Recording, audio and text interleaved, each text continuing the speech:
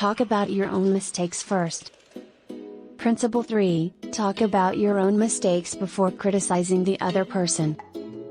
Whenever something goes wrong, accepting responsibility might help you get the support of others. People do not want to bear all of the blame, and taking credit for faults helps to soften our criticisms of others. It is much simpler to listen to a depiction of our own flaws when the critic starts by humbly admitting that he, too, is far from perfect. Admitting one's own faults, even if they haven't been remedied, might help persuade someone to modify their behavior. Before you criticize anyone, ask yourself, how did I act when I was that age? What was I starting to think when I was at their experience level?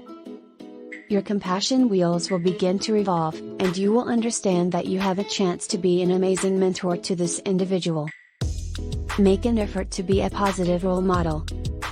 Consider yourself their mentor rather than their superior, their buddies rather than their father.